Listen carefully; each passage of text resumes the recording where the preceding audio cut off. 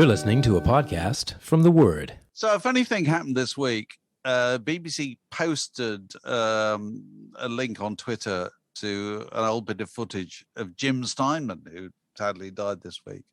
And who's interviewing him but me?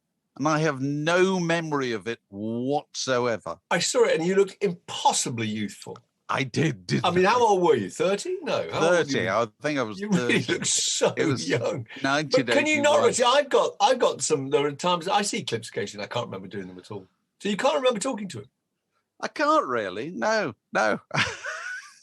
I'm fully prepared to accept the documentary evidence in the film. That's me, that nobody faked it. No, that's indisputable. I don't actually remember it. So anyway, he died at the age of 73. 73. He'd been ill for a few years, hadn't he? He had a stroke 4 years ago. So he'd obviously really been ailing. Though. Interesting. It's interesting reading about him. I like the idea that very early on he didn't see the point in writing about ordinary real life stuff. No. He thought he was going to write about vampires and fast cars and motorbikes and fallen heroes and all that. And even at college, he wrote an entire musical, didn't he? The book, the lyrics, the music, the production, the whole thing. He wanted to make albums that sounded like movies. He came at it via musical theatre, didn't he? Really? Yeah, he did. I mean, he came at it like Andrew Lloyd Webber and Tim Rice. It's that kind of angle. And he was working with Joseph Papp, the American impresario who puts on Shakespeare in the Park in Central Park, did for years, who identified him as a kind of coming talent. And that's where he met Meatloaf. Yeah. And Meatloaf similarly was a kind of a stage performer, wasn't he? Rather than a rock and roller, And precisely. They worked on a National Lampoon project, didn't they, I think? Weren't they both on that at the same time? They could well have done it. Also, then Meatloaf was involved in Rocky Horror Picture Show, but they were all about treading the boards. The pair of them, that was their kind of background, and he developed all those songs. That's the interesting thing to me. He developed all those songs for Meatloaf. That Meatloaf was the natural performer for those kind of songs, even though people around him said, "No, you got to drop the fat guy and get somebody." But isn't that? See, that's really interesting. Isn't that the root of the legal wrangles, the financial wrangles that they had later? It's really interesting. If you have that amount of money, that amount of profit, there's always going to be disagreement about who got their fair share because there's so much of it available. Yeah. And I just think that's a really interesting story because Jim Steinman, they both sued each other. Jim Steinman. It's very complicated because Meatloaf always claimed he never sued Jim Steinman. He always says, my manager sued his manager. I think it's really, really complicated story. But what was undoubtedly the case was that Meatloaf had some part in coming up with the ideas for a lot of those songs. He did, and claimed to have contributed to the lyrics as well. So it gets really complicated because at the most basic argument is that Jim Steinman wrote those songs, as you say, for Meatloaf to perform. So without those songs, there couldn't have been any hits and there couldn't have been any great profit. But Meatloaf's argument was that without Meatloaf performing them, it was Meatloaf's version of those songs that made them hits. And had he not been the person doing it, then A, they wouldn't have been written in the first place because they were written for Meatloaf, and B, it was Meatloaf that made them successful. So you can see what an incredibly complicated tussle that is. Oh, it is. Oh, and it's undoubtedly the case. You get a thing like this, where you sell a load of records. The person who writes them makes 4 times as much money, if not more than that, and it just keeps going forever. But I interviewed Meatloaf in about 83. Do you remember for Smash Hits? Oh, I certainly do. And I think it was about 1983. And even then, he claimed that he had received very little money. I don't think he'd sued anybody, but he claimed he had received very little money. And that the managers and the agents and whatever, the label had taken most of it. And he was living in quite a modest house in upstate New York. It wasn't a very flashy place. Little patch of land and a little lawnmower and his wife and his 3 kids. And during that interview, a messenger arrived from one of the attorneys with a writ, which he claimed was claiming back some of the royalties that had been paid to him that he then had to pay back. I think he claimed it was for Steinman. But I didn't get the impression he made a lot of money in the first place, actually. So I've no idea. And by the end, he must have done, because there was so much. There was Bat Out of Hell 2 and Bat Out of Hell 3 as well. I think what happens with these things, though, if you know, where there's a hit, there's a writ. Yeah. And so if something makes a fortune, it's immediately legally challenged, and therefore it's locked up. It's frozen in some way. So whatever money you earn, you might not make for years. It might not actually come through for years, you know, during which time everybody expects you to be living like a millionaire.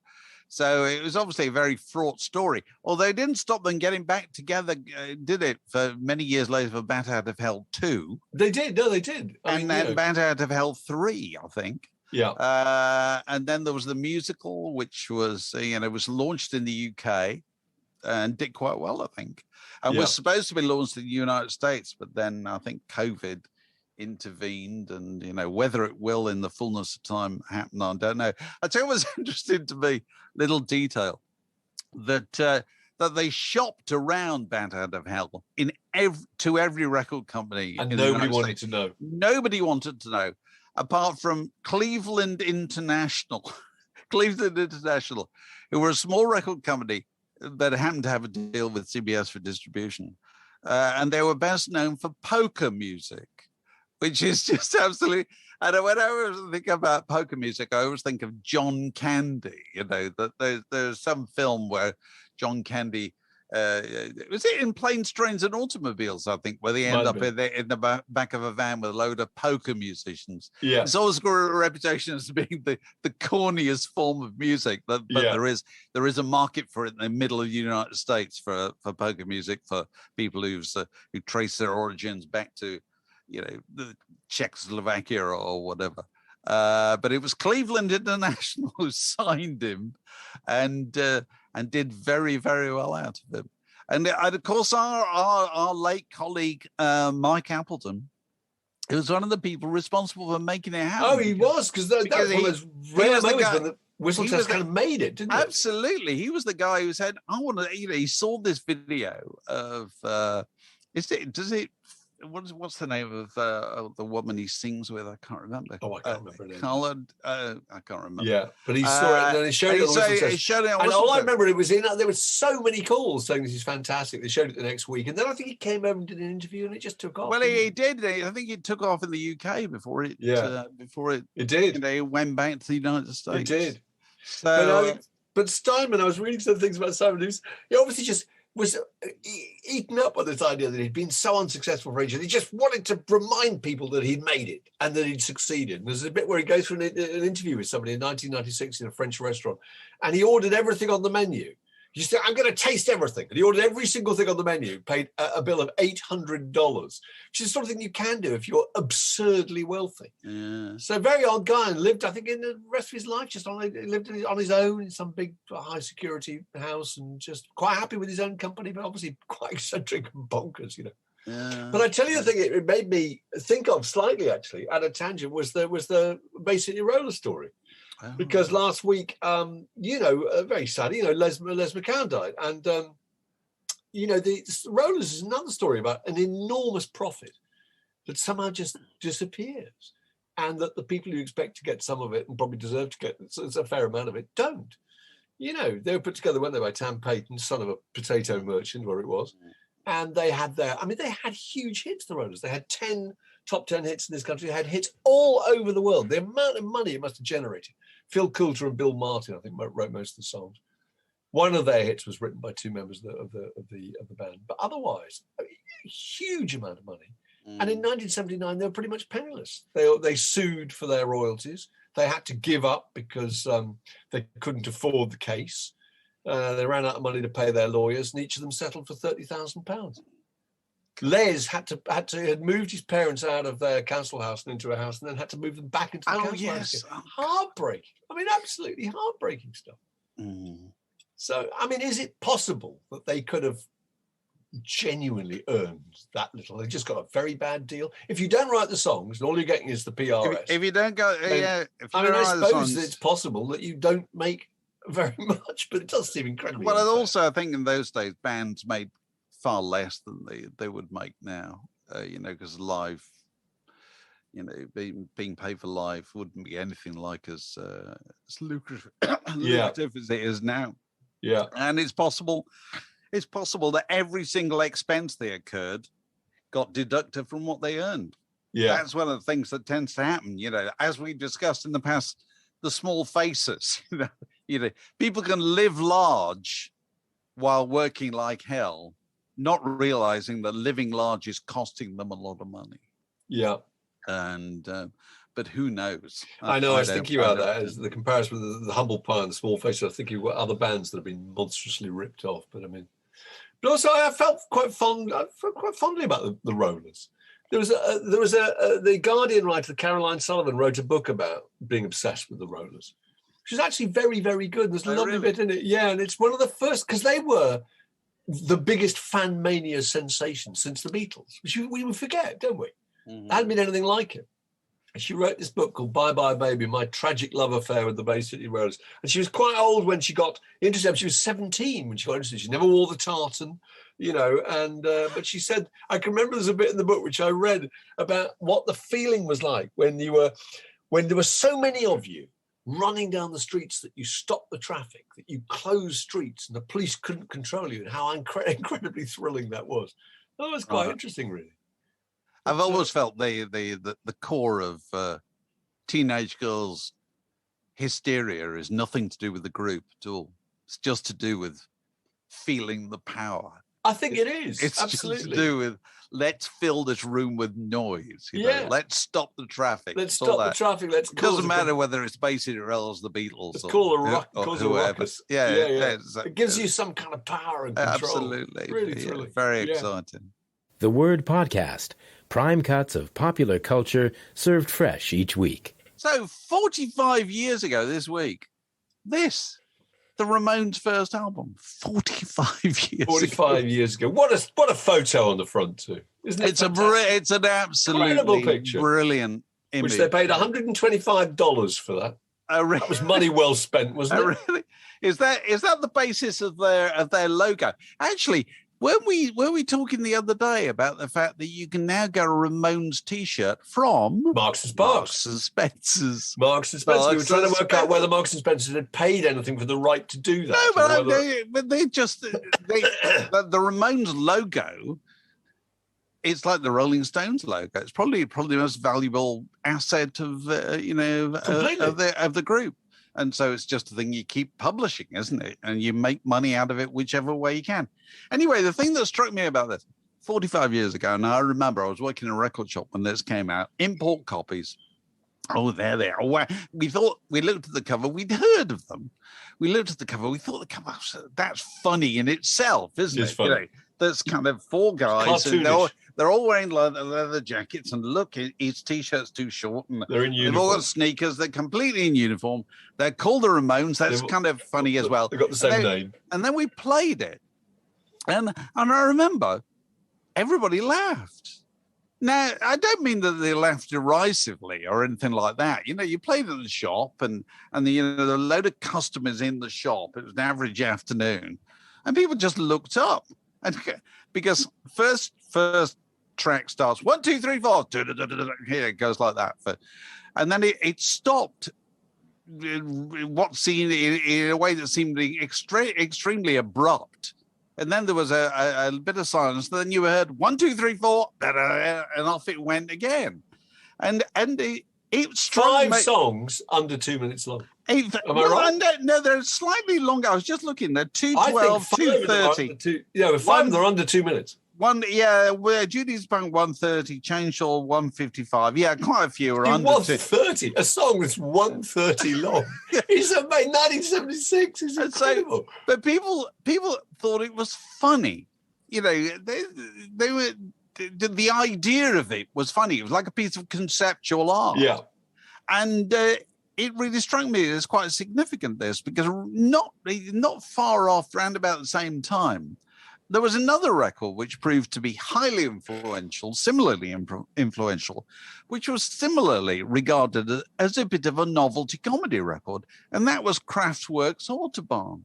Absolutely. You know, they thought... But they're quite similar, don't you think? Because with the Ramones, it didn't seem to me to be that important that you knew which one was which. They seemed to be interchangeable. I felt the same with Kraftwerk. With Kraftwerk, I thought, well, and that was the point. They were meant to be these robots, these automatons, these machines, these holograms or whatever. You know, it didn't really matter. I don't remember ever really learning the names of any members of Kraftwerk or what instrument they played, because that didn't seem obvious either. It wasn't like he's the drummer, he's the bass player, like rock and roll, you know. And I felt they were very similar. I agree with you. They were kind of little cartoons, and also uniform. There was a sense of uniform, but they looked the same on stage, you know.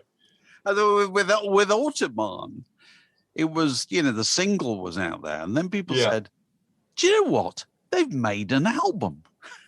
What? Really? Yeah, it's an album. And it's also called Autobahn. And it goes on longer. And they thought, wow, that is a really wacky conceptual joke. And then later on, they've made another album. You know what I mean?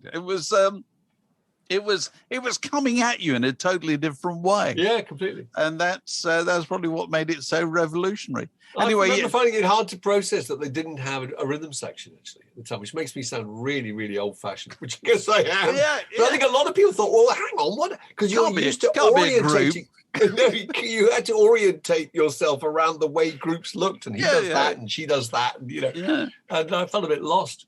But there was just a lovely thing Danny Baker tweeted. I'm sure you saw it, and he was saying that I think it was Tommy Ramone had said that Blitzkrieg, you know, the Hey Ho Let's Go chant was inspired by Saturday Night by the Bay City Rollers. And if you listen to Saturday Night by the Bay City Rollers, it's exactly the same, which came out I think the year before actually, 74, 75. And so Danny's whole thing is, you know, okay, so if the Bay City Rollers were the inspiration for the Ramones, then, you know, without the Rollers, no punk rock. Which I think is fair. He's probably pitching it a bit high, but it's quite funny though. No, well, it's like without all of rock and roll history, no punk rock, because it was all just completely based on stuff that had gone before, wasn't it? Yeah, well, absolutely. There's always a certain sector of the population whose attention you can only get if you say, without this, no punk rock. Just to go, oh my God. Hang on, that's the thing I like and feel strongly about. Serious. You know? Yeah. I don't care about disco music. Yeah, but punk rock, the foundation. My whole world has been overthrown. Absolutely. This is terrible. So 45 years ago. Yeah. Can you believe that? Absolutely, absolutely extraordinary. Amazing. So what have we been doing this week? We've spoken to... we talked to Richard Thompson, who's fantastic. We talked to Richard Thompson about his book, Bee's Wing, and that'll be with you soon. We talked earlier in the week to Ricky Lee Jones about her book, Last Chance Texaco, which will be with you soon. Two books with something in common, I think you were thinking, Mark. Well, I was, because they're both about the early years, and they both end at the point where the authors have had their greatest success. Ricky Lee Jones, I think, ends about 2 or 3 years after kind of Chuck E's in Love and the first album and the breakthrough. And Richard Thompson's record ends in, trying to think what year it was now, 83? I don't know. I think he's still got something like 14 albums to come, you know. And you think, that's really interesting. You know, memoirs that concentrate only on the liftoff. I thought that was quite interesting because, you know, most memoirs, you read them and they have the same kind of... they have the same rhythm, don't they? All that excitement and all that, it's all new and it's all groundbreaking, and, you know, they're young and they're seeing everything through fresh eyes for the first time. And then after that, it does become repetitive and it starts to kind of flatten out, doesn't it? And it's a series of solo albums and it's a tour and it's a reunion, you know. And I really like the idea of both those books, actually, rightly or wrongly, that you're left on a real high. You're not left at that point where now I look back over my life. You're left at the moment when they've had their most success, you know, and it's or the most exciting. No, that's not true. It's not the biggest commercial success, but it's the most exciting creative period, almost definitely, of their lives. But it's also the period that is most incident packed, isn't it? Yeah, it is. It's the most hectic period. Yeah, because also things used to move more quickly, as we frequently remarked, whereas when people get into middle age and beyond and so forth, it's one record every 18 months or whatever. Yeah. You know, it just proceeds at a different pace, doesn't it? It doesn't. But it's one of the reasons I like Dylan's Chronicles. I think Dylan's Chronicles is based on 1961, 1970, and 1989. Those are the three periods he concentrates on because he happened to be writing sleeve notes for the reissues of those albums, and therefore you don't get that feeling that it's all over, or you're on the way down, or everything's kind of quietening out and leveling out at the end. And I thought it was quite interesting. I wondered if more people should think about doing memoirs that just end. That'll be the next intense excitement. That will be the next thing for the people who've already written their autobiography, is to just go back and write a book about one of their records. Yeah. 1 year or something like that. Yeah. Because there'll be a lot of people who'd be really interested in it. Yeah. There's probably endless detail that they could get into. Yeah. If they did that. So anyway. And the other thing I thought with the Richard Thompson, which I think he made a really good point, he's talking about folk rock snobbishness. Didn't you think that was interesting? There's a lovely bit where he's invited. It's very early days of Fairport Convention. He and Sandy Denny are invited to Paul McCartney's birthday party. And they get a handwritten invitation to go, Paul McCartney's birthday party. And he said he thinks about it. He thinks, well, they're a pop group, aren't they? The Beatles. Pop group, it's all superficial. It's all a bit glib. It's all a bit cheap and cheerful. We're folk music. And he decides not to go. Sandy Denny goes, has an absolutely fantastic time. He refuses to go because he can't lower himself to associate with people in the pop world. I thought that was really interesting. And then he talked about the folk world generally as being people who abided by a kind of egalitarian rule that if anybody had success, if anybody breaks away, it happens to Jerry Rafferty, it happens to Billy Connolly, it happens to various others, then the others are kind of really disapproving. I think they've somehow betrayed folk music. Didn't you think that was interesting? It reminded me of that time. It was so competitive between Fairport Convention, Steel Eyes Band, and Pentangle about who could be the most kind of authentic folk group. Do you remember that? Who's most real?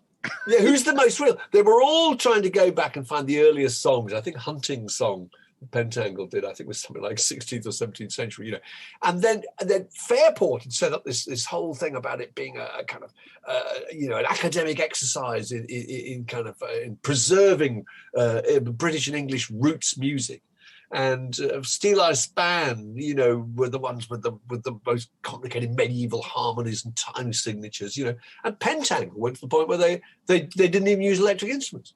So it was all acoustic, and we are the purists because we, and had no performance. They didn't perform. Jackie McShee sat down.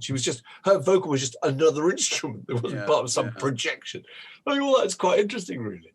And how snobbish it all was. We are all snobs, actually, ourselves. I mean, I admit that we all feel that we're above certain things. Well, popular music is founded on snobbery. Completely. It's the key driver. It's not, I like the sound of it. It's, no, I like the idea of it. That's what people really like about it, Yeah. And they've worked out that this bit is superior to this bit. It's like jazz. It's like bebop above all the rest of jazz, Speaking of which, and Falls from Grace, I've intrigued to follow the continuing misadventures of Morrissey, who's taking umbrage at the fact that he's been depicted in what is it, The Simpsons? It's The Simpsons, It's an episode of The Simpsons called Panic on the Streets of Springfield. And he features as a character called Quillaby, voiced by Benedict Cumberbatch. I've not seen this, but I think it sounds quite funny. And I think Lisa has a dream, doesn't she? There's this young, rather depressed British singer from the 1980s who's vegan, and he sports a quiff, and he has an Oscar Wilde poster. And he has songs that include How Late Is Then, Hamburger Homicide, and Everyone is Horrid Except for Me and Possibly You. So it's fairly obvious who this person is. And then she has this dream, and then the dream is shattered when he morphs into a kind of grey, meat-eating, overweight man with anti-immigrant views. And Morrissey himself, as you know, has sort of taken umbrage. And obviously, you and I aren't going to get into a very deep conversation about this. We've had our tangles with Morrissey in the past. But he had this wonderful quote saying, "I've had enough horror thrown at me to kill off a herd of bison." Can you imagine mopping his brow, a la kind of on his fainting couch. On his chaise longue with his bottle of laudanum conveniently to hand. Oh, dear. But no, my theory was that, well, it's not my theory, it's fairly obvious, that I think that there is no Hell hath no fury, like that of a Smiths fan who feels left down. Absolutely. I mean, I think I went back. I thought I'm prepared to bet that the person who wrote this episode, the people involved, were huge Morrissey fans. And of course they are.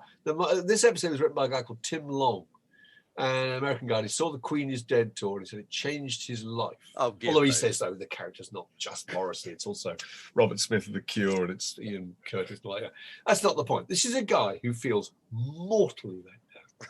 And I think it's really interesting because I think, apart from, obviously, the sex scandals, which is a totally different thing, the Chuck Berry and, Jerry Lee Lewis and Michael Jackson, but apart from those, can you think of a rock musician whose star has fallen so rapidly as Morrissey's? Because you see, people had so much invested in him. The people we know, we're too old. I come at it the other way because I never had anything invested in Morrissey at all. I don't care about Morrissey at all. Yeah. I quite like a few Smiths records. I quite like a few Morrissey. In fact, I very much like a few Morrissey records. But I've never bothered about Morrissey at all.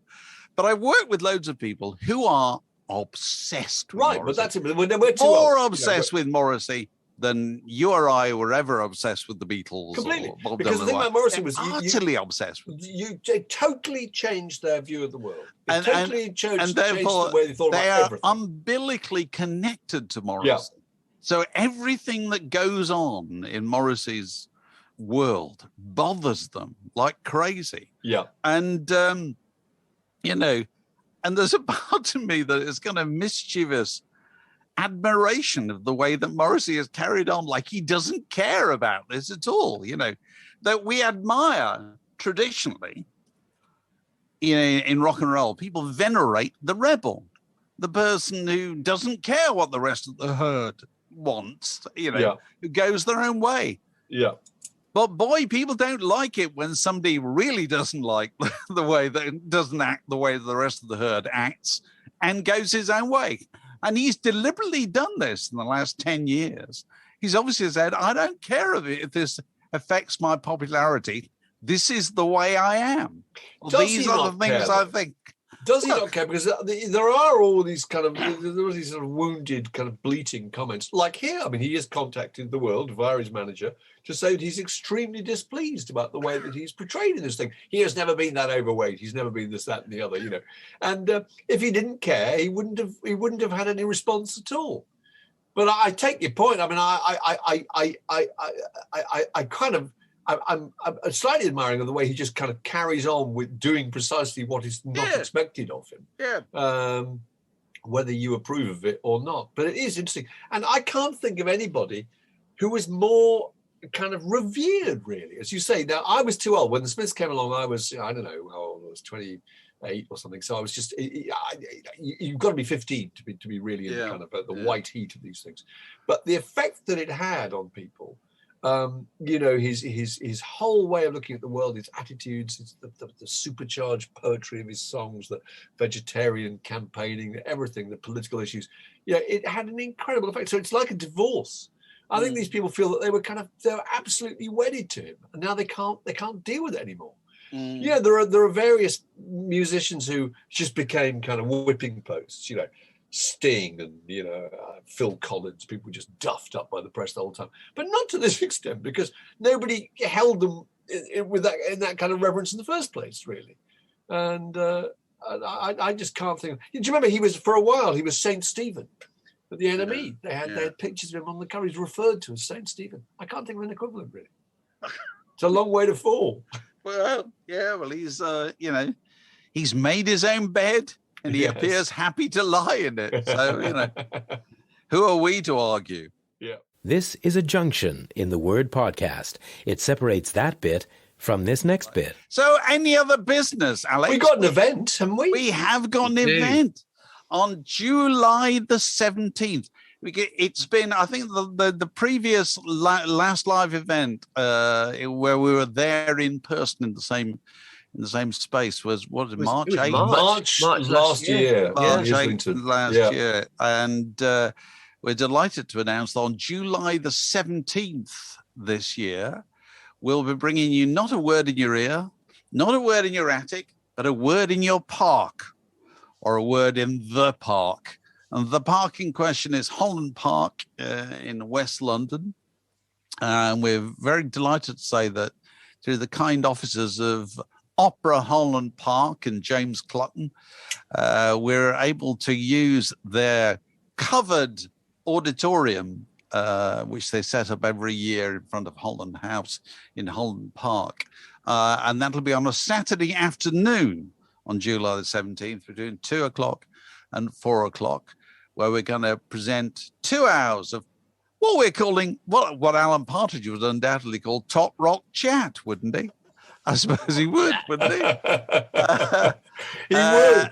Rock and roll storytelling. There you go. With great folklore revisited. Yeah, with for the first time. Guests to be announced in due course. But it should be a good opportunity for people to kind of get together in a socially distanced auditorium, with all COVID protocols fully observed. And we can guarantee it's going to be a lovely day, isn't it? We've ordered that. We've booked the weather. No, that's booked. The weather. Yeah, it cost us, actually, but it's going to be worth it. July it's going to be a scorcher. It's going to be good. Think rosé. It's also record shop day, isn't it? Yeah. And so there may be some people who are coming into town on that day to buy some records, and so what better way to finish off the second half of the day than to come to Word in Your Park in Holland Park. So how do people get tickets for this, Alex? By opening their laptop or their phone, device of their choice, and going to wiyelondon.com. There should be a widget on the front page of the website where you can easily get your tickets. Good. And we'll have further details. We'll put the link at the end of this podcast as well. Yeah. We'll have further details in due course, and who's going to be on the bill and joining us that afternoon in due course. But we hope to see as many of you as possible on what's bound to be pretty special occasion in a very special place. We look forward to. We hope we can look forward to seeing you there. Meanwhile, usual, if you're not already a Patreon supporter, please consider becoming one. Go to patreon.com/wordinyour-ear for full details about how you can get involved. What have we got coming up? We've got the usual quiz on Friday nights at 6 o'clock. Bernie Marsden, I think. Okay, we're doing a crowdcast with Bernie Marsden on Monday evening. About Richard Thompson is going to be out soon. The Richard Jones. Yeah, those will be out with you soon. And even more in the pipeline. So, we'll be there if you'll be there. This podcast was brought to you by The Word.